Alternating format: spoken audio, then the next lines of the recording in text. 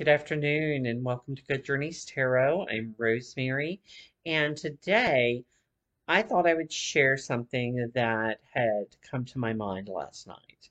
As I was looking at decks online that I previously never would have ever considered, I realized that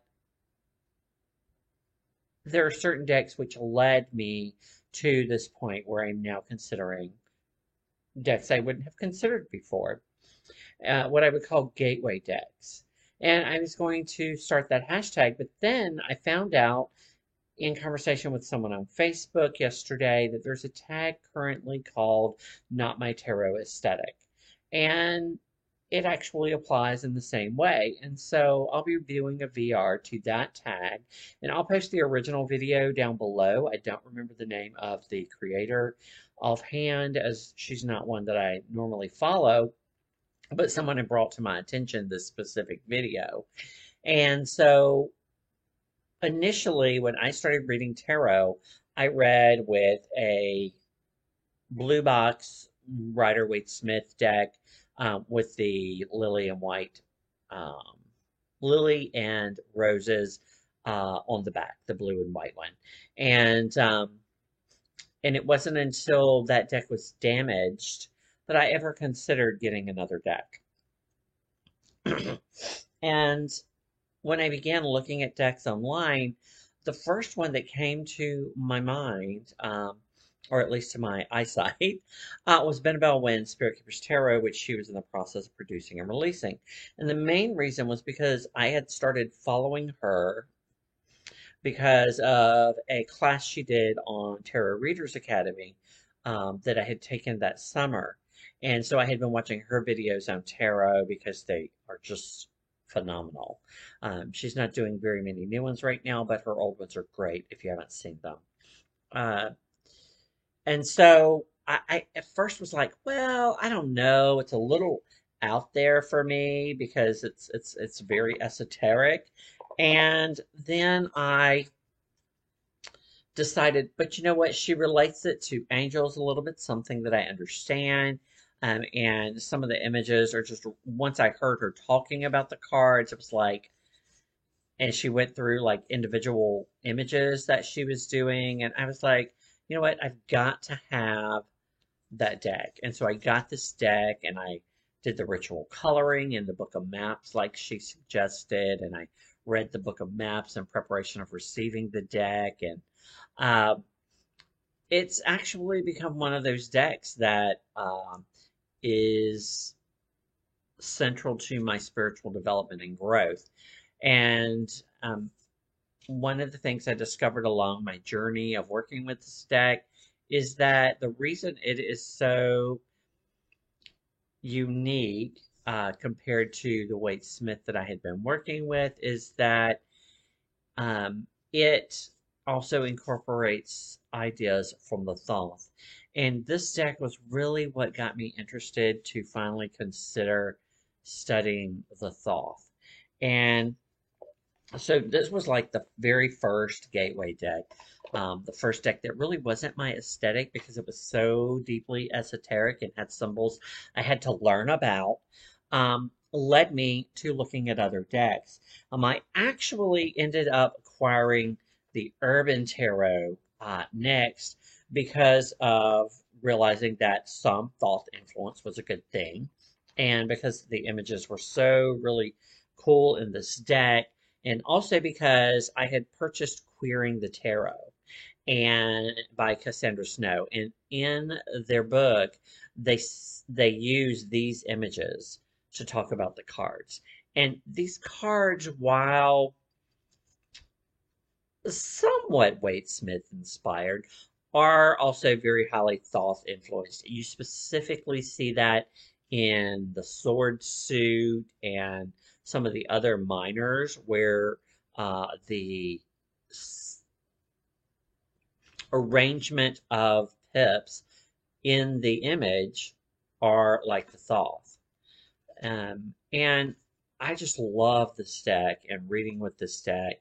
And I um, really enjoyed her guidebook. I mean, this deck was done over a long period of time. I mean, it seems like maybe 15 years or so, based on what I'm seeing in the book.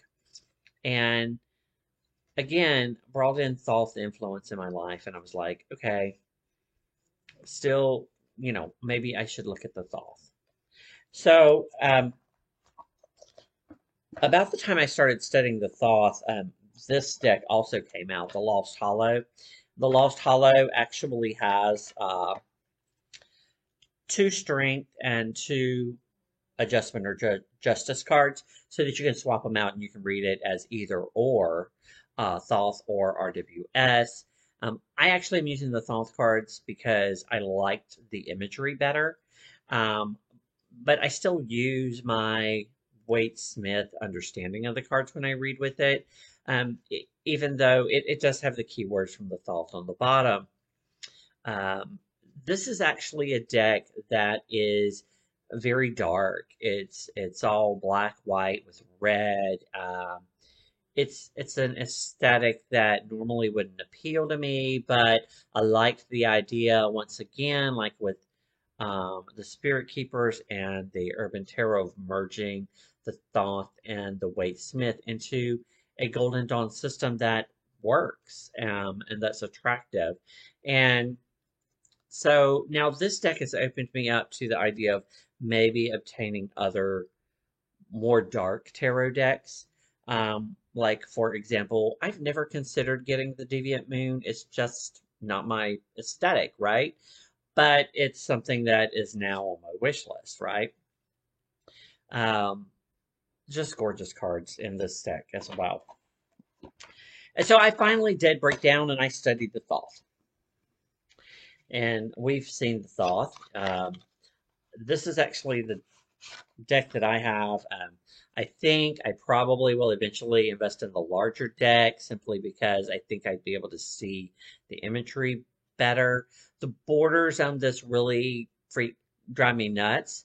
But I don't want to trim it because I like having the names of the cards on there because I'm not as familiar with the pip imagery in some of the cards as I am with other decks, and so it's just the name having the name of the card there is helpful for me, at least working with the Thoth deck. I actually pulled this card earlier today in relationship to something I'm doing on Instagram. So if you look back through my Instagram feed, you'll see it popping up.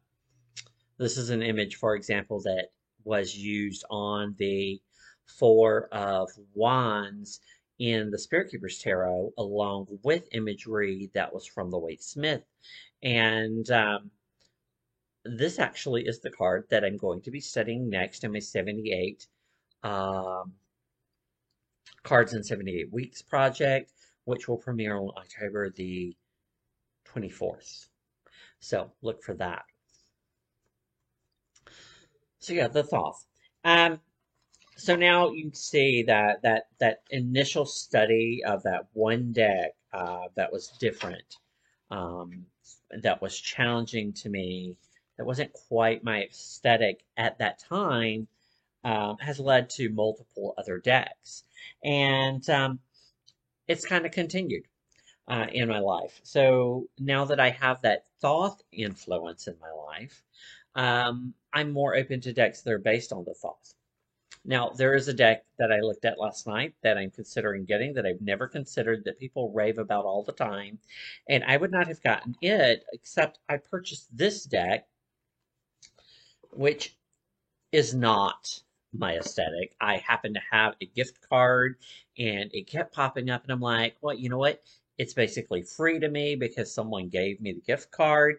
So I'm going to check it out, give it a try. And so I purchased the Uncommon Tarot. And the Uncommon Tarot, um, like individually, these cards I don't really find appealing. Like they're not, I don't like collage work. Um, and to me, the cards are kind of random because there's no theme throughout them because it's based on collage, right? But every time I read with this deck, it's so clear to me and so specific in its information. Um, I, I don't know if it's because it's not my aesthetic visually or what I prefer to see in a tarot deck, but I mean, I love reading with this deck. There are some beautiful cards in here, but for the most part, individually, these cards don't really do it for me, but it just works as a deck. And so now I have started looking at collage decks that I would not have ever considered. And one of those is actually um, the Muse Tarot, which I have never considered getting the Muse. I took one look at it and said, no, not for me. It's collage. It is all female from what I can see. It changes the suits. It like ticks all of my I do not want it boxes, right? But after having worked with this deck and after having worked with this deck, now I'm like, yeah, I really think I need that deck in my life. The Numinous Tarot is one of those decks, one of two that are basically like gender neutral, LGBT friendly, queer decks that keep popping up that people are like, oh yeah, I love this deck, I love this deck. And I'm always like, yeah, I'm not into the images. The cards are different suits. They renamed everything to make it gender neutral. Yeah, I'm just not into that. And so I was finally motivated by Kelly Bear to get this deck. And I started reading with it and like the um, Uncommon Tarot. It has been so clear in its messages to me, and it's been a joy to work with. Um, and I guess it just came into my life at the right time, and I have really just fallen in love with it and continue to work with it. And because this deck has worked out, now I'm thinking more about decks that don't follow um, my rules for tarot, right?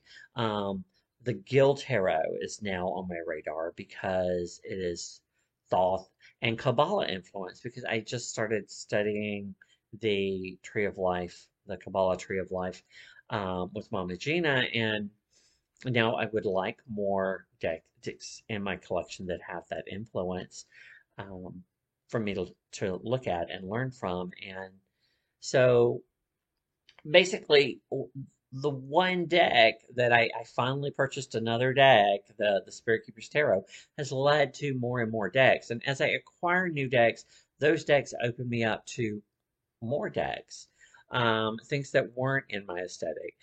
I previously was not really interested in owning decks that did not represent a spectrum of gender, i.e., I don't really like solely feminine decks or um, that type of thing. But now I'm more open to that because of this gender neutral deck that I have in my hand that I just have fallen in love with working. Um, I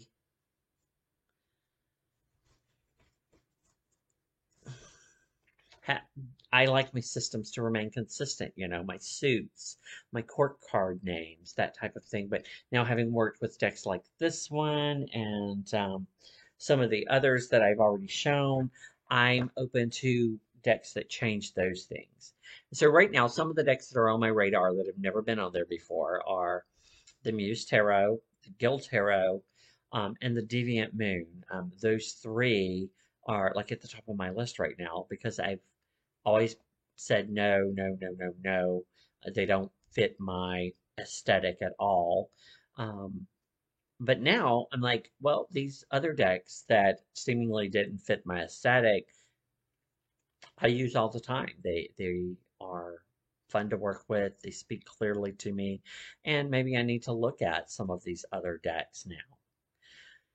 So those are my thoughts on Not My Tarot aesthetic and my gateway decks, as it were. Um, I wonder what yours are and what kind of decks are you now considering that you never considered before or have passed on for years and finally decided to add to your collection? This is Rosemary. Until next time, good journeys.